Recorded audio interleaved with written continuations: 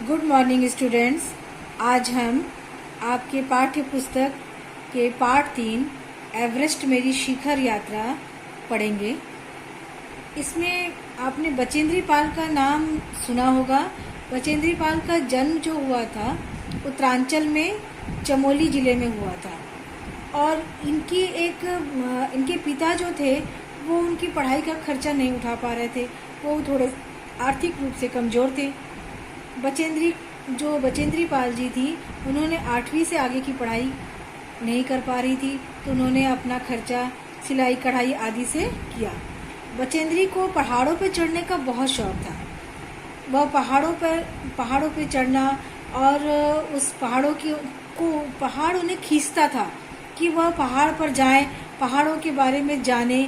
और इसके लिए उनके घर वाले उन्हें टोकते थे, लेकिन वह बहुत उनकी इच्छा इतनी प्रबल थी कि वो आगे बड़े होकर के पहाड़ों पे जाने की उनकी इच्छा थी और वो उसे पूरा करने में आगे भी बढ़ती गई। इंडियन माउंटेन फाउंडेशन ने एवरेस्ट अभियान पर जाने का साहस रखने वाली महिलाओं की खोज शुरू की। तब बचेंद्री पाल जो थी वो इसमें शामिल हो गई और ट्रेनिंग के दौरान बचेंद्री जी ने 7,500 मीटर ऊंची मान चोटी पर सफलतापूर्वक चढ़ाई कर दी। तो इससे क्या हुआ, कई महीनों के अभ्यास के बाद आखिरी वो दिन आ गया जब उन्हें एवरेस्ट पर चढ़ने के लिए तैयारी करना शुरू किया।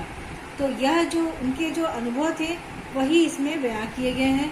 उन्होंने इसमें बताया है कि उन्होंने एवरेस्ट के शिखर पर चढ़कर तिरंगा लहराने का जो रोमांच था उसे उन्होंने इस पाठ में बताया है। तो आइए देखते हैं एवरेस्ट मेरी शिखर यात्रा। लेखिका कहती हैं, एवरेस्ट अभियान दल 7 मार्च को दिल्ली से काठमांडू के लिए हवाई जहाज से चल दिया। एक मजबूत अग्रिम दल बहुत पहले ही चला गया था।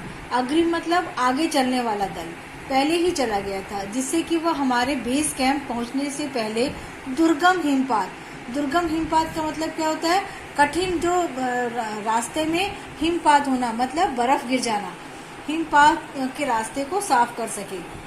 नमचे बाजार शेरपालैंड का एक सर्वाधिक महत्वपूर्ण नगरीय क्षेत्र है। अधिकांश शेरपा इसी स्थान तथा यहीं के आसपास के गांवों के होते हैं। यह नमचे बाजार ही था जहां से मैंने सर्वप्रथम एवरेस्ट को निहारा। वहां से एवरेस्ट की चोटी दिखाई दे रही थी। एवरेस्ट का जो पहाड़ था वो दिखाई दे रहा था, जो नेपालियों में सागर माथा के नाम से प्रसिद्ध है। मुझे यह नाम अच्छा लगा। एवरेस्ट की तरफ गौर से देखते हुए मैंने एक भारी बर्फ का बड़ा फूल देखा जो पर्वत शिखर पर लहराता एक ध्वज सा लग रहा था। मुझे बताया गया कि यह दृश्य शिखर की ऊपरी सतह के आसपास 150 किलोमीटर अथवा इससे भी अधिक की गति से हवा चलने के कारण बनता था, क्योंकि तेज हवा से सूखा बर्फ पर्वत पर उड़ता रहता था। बर्फ का यह ध्वज, क्योंकि वह उड़ रहा था इसलिए उसे ध्वज अर्थात झंडे का नाम दिया गया कि 10 किलोमीटर या इससे भी लंबा हो सकता था। शिखर पर जाने वाले प्रत्येक व्यक्ति को दक्षिण पूर्वी पहाड़ों पर इन तूफानों को झेलना पड़ता था, विशेषकर यह खराब मौसम में। यह मुझे डराने के लिए काफी था, क्योंकि वो कभी नहीं गई थी, तो उन्हें ये सारी बातें डराने के लिए काफी थी। फिर भी मैं एवरेस्ट के प्रति विचित्र रूप से आकर्षित थी और इसकी कठिनतम चुनौतियों का सामना करना चाहती थी, क्योंकि उनकी इतनी इच्छा प्रबल थी कि वो चाहती थी कि मैं एवरेस्ट की चोटी पे जाऊं और इसलिए वो कठिन से कठिन चुनौतियों का सामना करने को तैयार थी। जब हम 26 मार्च को पेरिस पहुंचे, हमें हिमस्खलन के कारण हुई एक शेरपा कुली की मृत्यु का दुखद समाचार मिला। खुम्बू हिमपात पर जाने वाले अभियान दल के रास्ते के बाईं तरफ सीधी पहाड़ी के धसकने मतलब क्या होता है, जो पहाड़ नीचे की ओर बर्फ वाली पहाड़ है तो वो नीचे की ओर धसक जाती मतलब दब जाती है। तो दब जाने के कारण वो बहुत ज्यादा बर्फ की जो चट्टान होती है वो नीचे की ओर खिसक जाती है। 16 शेरपा कुलियों के दल में से एक की मृत्यु हो गई और 4 घायल हो गए। इस समाचार के कारण अभियान दल के सदस्यों के चेहरे पर छाए अवसाद का मतलब क्या होता है, दुख। अवसाद को देखकर हमारे नेता कर्नल खुल्लर ने स्पष्ट किया कि एवरेस्ट जैसे महान अभियान में खतरों को और कभी कभी तो मृत्यु भी आदमी को सहज भाव से स्वीकार करनी चाहिए। उपनेता प्रेमचंद जो अग्रिम दल का नेतृत्व कर रहे थे, अग्रिम दल मतलब आगे के दल का, नेतृत्व मतलब उसका जो अध्यक्षता कर रहा था, 26 मार्च को पेरिस लौट आए। उन्होंने हमारी पहली बड़ी बाधा खुम्बु हिमपात की स्थिति से हमें अवगत कराया। उन्होंने बताया कि उनके दल ने कैंप 6000 मीटर जो हिमपात के ठीक ऊपर है वहां तक का रास्ता साफ कर दिया है। उन्होंने यह भी बताया कि पुल बनाकर, रस्सियां बांधकर तथा झाड़ियों से रास्ता चिन्हित कर सभी बड़ी कठिनाइयों का जायजा ले लिया गया है। जायजा मतलब उसका निरीक्षण कर लिया गया है।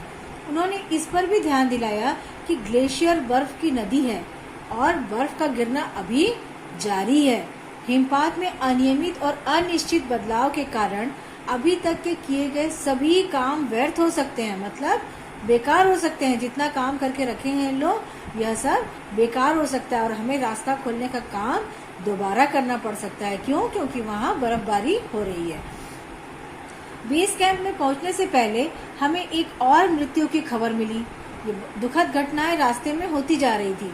जलवायु अनुकूल न होने के कारण एक रसोई सहायक की मृत्यु हो गई थी। मौसम खराब था, ठंड बहुत ज्यादा थी, उससे ये घटनाएं हो रही थी। निश्चित रूप से हम आशाजनक स्थिति में नहीं चल रहे थे, मतलब हमारे साथ सब चीज अच्छे पॉजिटिव चीजों में नहीं हो रहा था, क्योंकि लोगों की मृत्यु हो रही थी तो निराशा भी हमारे साथ हो रही थी। एवरेस्ट शिखर को मैंने पहले 2 बार देखा था, लेकिन एक दूरी से। बेस कैंप पहुंचने पर दूसरे दिन मैंने एवरेस्ट पर्वत तथा इसकी अन्य श्रेणियों को देखा। श्रेणियों मतलब उसके अन्य, मतलब जो एक एवरेस्ट है तो उसके छोटे छोटे जो और पहाड़ियां हैं। मैं भौचक्का होकर खड़ी रह गई। भौचक्का मतलब आश्चर्यचकित हो जाना।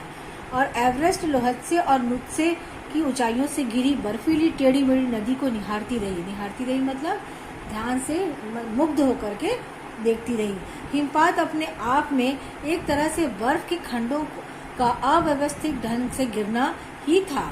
हमें बताया गया कि ग्लेशियर के बहाने से अक्सर बर्फ में हलचल हो जाती है। तो हलचल होने से क्या होता है, बड़ी बड़ी चट्टानें आपस में टकराकर नीचे की ओर गिर जाती है और वह क्या हो जाता है, खतरनाक स्थिति बन जाती है। पड़ने पर का विचार और इस दरार का गहरे चौड़े हिमविदर में बदल जाने का मात्र ख्याल ही बहुत डरावना था।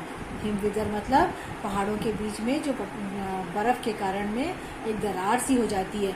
इससे भी ज्यादा भयानक इस बात की जानकारी थी कि हमारे संपूर्ण प्रवास के दौरान हिमपात लगभग 1 दर्जन आरोहियों और कुलियों को प्रतिदिन छूता रहा होगा। हिमपात जो गिर रहा था वो इतने लोगों को प्रभावित कर रहा था। दूसरे दिन नए आने वाले अपने अधिकांश सामान को हम हिमपात के आधे रास्ते तक ले गए। डॉक्टर मीनू मेहता ने हमें एल्यूमिनियम की सीढ़ियों से अस्थायी पुलों को बनाना सिखाया।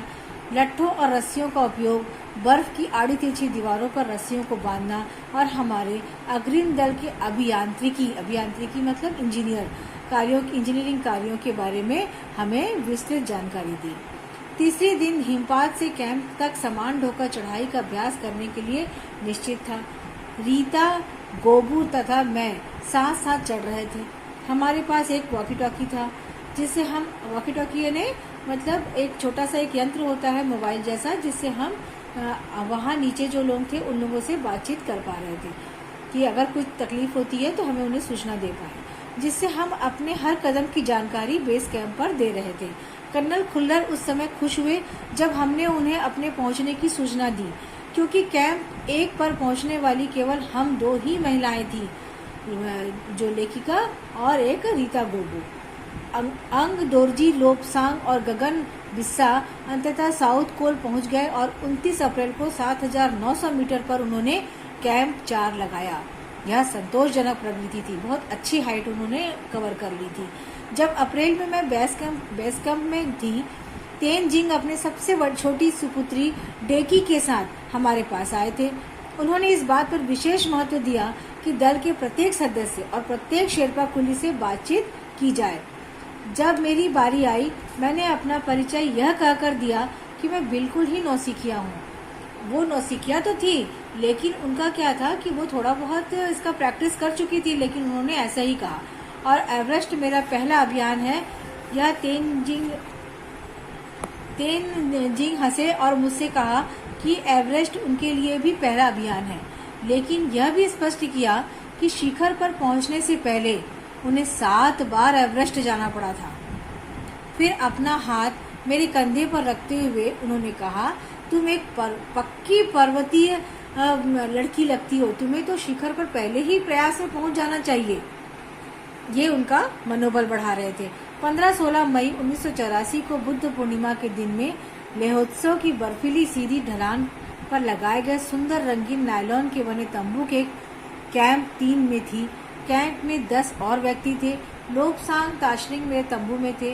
एंडी शेरपा तथा और 8 अन्य सदस्य शरीर से मजबूत और ऊंचाइयों में रहने वाले शेरपा दूसरे तंबुओं में थे। मैं गहरी नींद में सोई हुई थी कि रात में 12:30 बजे के लगभग मेरे सिर के पिछले हिस्से में किसी एक सख्त चीज के टकराने से मेरी नींद अचानक खुल गई और साथ ही एक जोरदार धमाका भी हुआ।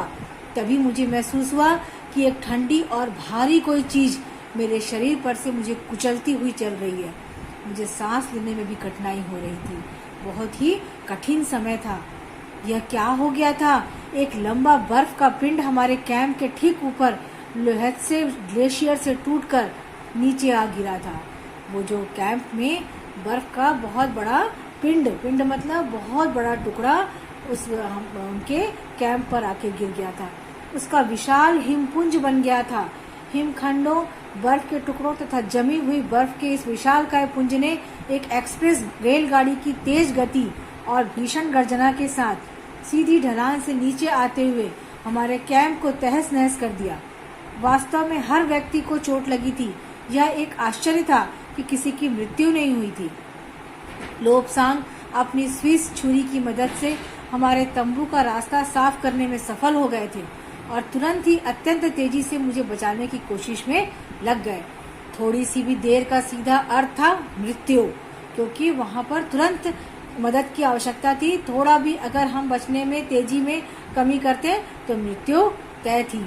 बड़े बड़े हिमपंडों को मुश्किल से हटाते हुए उन्होंने मेरे चारों तरफ के कड़े जमे बर्फ की खुदाई की और मुझे उस बर्फ की कब्र से निकालकर बाहर खींच लाने में सफल हो गए। सुबह तक सारे सुरक्षा दल आ गए थे और 16 मई को प्रातः 8 बजे तक हम प्रायः सभी कैंप 2 पर पहुंच गए थे। जिस शेरपा की टांग की हड्डी टूट गई थी उसे एक खुद के बनाए स्ट्रेचर पर लिटाकर नीचे लाए। हमारे नेता कर्नल खुल्लर के शब्दों में यह इतनी ऊंचाई पर सुरक्षा कार्य का एक जबरदस्त साहसिक कार्य था। सभी 9 पुरुष सदस्यों को चोटों तथा अथवा टूटी हड्डियों आदि के कारण बेस कैंप में भेजना पड़ा। तभी कर्नल खुल्लर मेरी तरफ मुड़कर कहने लगे, क्या तुम भयभीत थी? जी हाँ।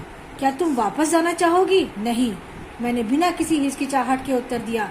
क्यों? क्योंकि उनके अंदर बहुत इच्छा थी कि वह एवरेस्ट की चोटी पर पहुंचे और एवरेस्ट की चोटी पर पहुंचने का ये उत्साह ही उन्हें आगे की ओर डर को खत्म कर रहा था।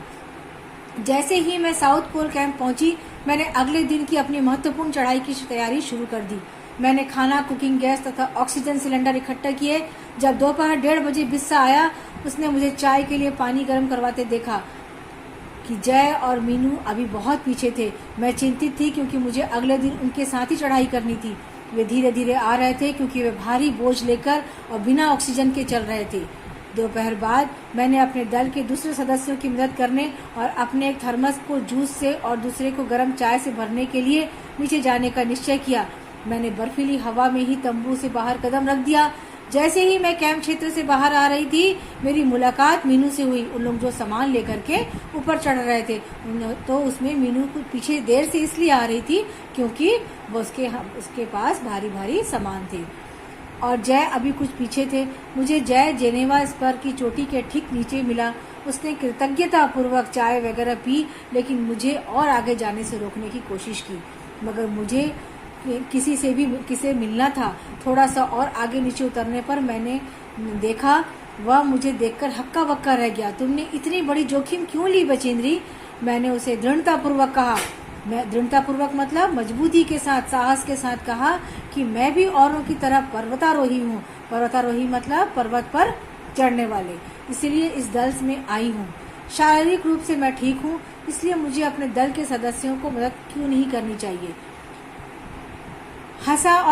वह हंसा और उसने पेय पदार्थ से प्यास बुझाई। पेय मतलब पीने वाले पदार्थ से अपनी प्यास बुझाई, लेकिन उसने मुझे अपना किट ले जाने नहीं दिया।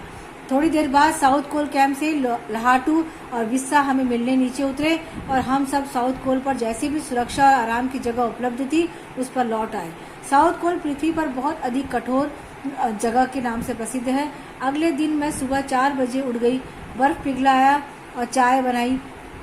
मतलब चाय बनाने के लिए भी उन्हें बर्फ पिघलाना पड़ता था। बर्फ को पिघलाया और चाय बनाई। कुछ बिस्किट और आधी चॉकलेट का हल्का नाश्ता करने के बाद मैं लगभग 5:30 बजे अपने तंबू से निकल पड़ी। अंगदरोजी बाहर खड़ा था और कोई आसपास नहीं था। ये बहुत ही कठिन समय था। अंगदरोजी बिना ऑक्सीजन की ही चढ़ाई करने वाला था, लेकिन इसके कारण उसके पैर ठंडे पड़ जाते थे, इसलिए वह ऊंचाई पर लंबे समय तक खुले में और रात्रि में शिखर में कैंप पर नहीं जाना चाहता था। इसीलिए उसे या तो उसी दिन चोटी तक चढ़कर साउथ पोल पर वापस आ जाना था अथवा अपने प्रयास को छोड़ देना था। वह तुरंत ही चढ़ाई शुरू करना चाहता था और उसने मुझसे पूछा कि क्या मैं उसके साथ जाना चाहूंगी। एक ही दिन में साउथ पोल से चोटी तक जाना और वापस आना बहुत कठिन श्रम साध्य होगा। श्रम साध्य मतलब कठिन होगा, बहुत मेहनत का कार्य होगा। इसके अलावा यदि अंगदोरजी के पैर ठंडे पड़ गए तो उसके लौटकर आने का भी जोखिम था। मुझे फिर भी अंगदोरजी पर विश्वास था और साथ साथ में आरोहण की क्षमता और कर्मठता के बारे में भी आश्वस्त थी। मतलब उसे अपनी क्षमता पर बहुत ही विश्वास था। अन्य कोई भी व्यक्ति इस समय चलने के लिए तैयार नहीं था। सुबह 6:20 पर अंगदोरजी और मैं साउथ कोल से बाहर आ निकले तो 2 दिन ऊपर चढ़ा आया था। हल्की हल्की हवा चल रही थी, लेकिन ठंड भी बहुत अधिक थी। मैं अपने आरोही उपस्कर में काफी सुरक्षित और गर्म थी। हमने बगैर रस्सी के ही चढ़ाई की। अंगदोरजी एक निश्चित गति से ऊपर चढ़ते गए और मुझे भी उनके साथ चलने में कोई कठिनाई नहीं हुई, क्योंकि उनकी इच्छा प्रबल थी एवरेस्ट की चोटी को फतह करने की। जमे हुए बर्फ को सीधी व ढलाऊ चट्टानें इतनी सख्त और भुरभुरी थी मानो शीशे की चादर बिछी हो। बर्फ की चादर क्या है, चमक रही है और सख्त भी है। हमें बर्फ काटने के फावड़े का इस्तेमाल करना ही पड़ा और मुझे इतनी सख्ती से फावड़ा चलाना पड़ा। सख्ती से फावड़ा चलाना मतलब ताकत के साथ फावड़ा चलाना पड़ा। क्यों? बर्फ को तोड़ने के लिए। उस जमे हुए बर्फ की धरती को फावड़े के दांतों से काट सके। मैंने उन खतरनाक स्थलों पर हर कदम अच्छी तरह सोच समझ कर उठाया। 2 घंटे से कम समय में ही हम शिखर कैंप पर पहुंच गए। अंगदोरजी ने पीछे मुड़कर देखा और मुझसे कहा कि क्या मैं थक गई हूँ? मैंने जवाब दिया नहीं, जिसे सुनकर वे बहुत अधिक आश्चर्यचकित और आनंदित हो गए। क्यों? क्योंकि हमारी इच्छा शक्ति बहुत प्रबल थी और वह देखकर वह बहुत खुश हुए। उन्होंने कहा कि पहले वाले दल ने शिखर कैंप पर पहुंचने में 4 घंटे लगाए थे और यदि हम इसी गति से चलते रहे तो हम शिखर पर दोपहर 1 बजे तक ही पहुंच जाएंगे। यही उत्साह ही था कि वह आगे बढ़ती चली गई और समस्याओं से जूझती चली गई। लहाटू हमारे पीछे पीछे आ रहा था और जब हम दक्षिण शिखर के नीचे आराम कर रहे थे वह हमारे पास पहुंच गया। थोड़ी थोड़ी चाय पीने के बाद हमने चढ़ाई शुरू की। लहाटू एक नायलॉन की रस्सी लाया था, इसलिए अंगदोरजी और मैं रस्सी के सहारे चढ़े, जबकि लहाटू एक हाथ से रस्सी पकड़े हुए बीच में चला। उसने रस्सी दिया कि मैं इन ऊंचाइयों के लिए सामान्यतः आवश्यक 4 लीटर ऑक्सीजन की अपेक्षा लगभग 2.5 लीटर ऑक्सीजन प्रति मिनट की दर से लेकर चढ़ रही थी। मेरे और रेगुलेटर पर जैसे ही उसने ऑक्सीजन की आपूर्ति बढ़ाई, मुझे महसूस हुआ कि सपाट और कठिन चढ़ाई भी अब आसान होने लगी है, क्योंकि उसे ऑक्सीजन मिलने लग गई। तो ऑक्सीजन मिलने के कारण उसकी हिम्मत भी बढ़ गई। दक्षिण शिखर के ऊपर हवा की गति बढ़ गई थी। उस ऊंचाई पर तेज हवा के झोंके भुरभुरे बर्फ के कणों के चारों तरफ उड़ा रहे थे। आपने देखा होगा जब बारिश होती है और हवा भी चलती है तो हवा की बूंदें उड़ उड़ के जाती है।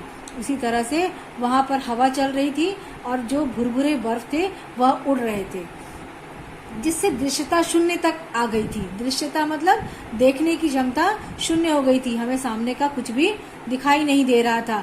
अनेक बार देखा कि केवल थोड़ी दूर के बाद कोई ऊंची चढ़ाई नहीं है। ढलान एकदम सीधा नीचे चला गया था। बहुत गहरी ढलान थी। मेरी सांस मानो रुक गई थी। मुझे विचार कौंधा मतलब विचार आया कि सफलता बहुत नजदीक है। 23 मई 1984 के दिन दोपहर के 1:07 पर मैं एवरेस्ट की चोटी पर खड़ी थी। एवरेस्ट की चोटी पर पहुंचने वाली मैं प्रथम भारतीय महिला थी। कौन थी प्रथम भारतीय महिला? बचेंद्री पाल। यह प्रथम महिला थी एवरेस्ट के शिखर में पहुंचने वाली। एवरेस्ट शंकु की चोटी, एवरेस्ट शंकु मतलब उसकी जो चोटी है, जो उसका ऊंचा ऐसा वो है, छोर है। चोटी पर इतनी जगह नहीं थी कि दो व्यक्ति साथ साथ खड़े हो सके। इतना शार्प था वो। चारों तरफ हजारों मीटर लंबी सीधी ढलान को देखते हुए हमारे सामने प्रश्न सुरक्षा का था। हमने पहले बर्फ के फावड़े से बर्फ की खुदाई कर अपने आप को सुरक्षित रूप से स्थिर कर दिया। इसके बाद मैं अपने घुटनों के बल बैठी। बर्फ पर अपने माथे को लगाकर मैंने सागर माथे के ताज का चुम्बन लिया, क्योंकि उस जगह को सागर माथा कहा जाता था और वह पूरा बर्फ से ढका हुआ था।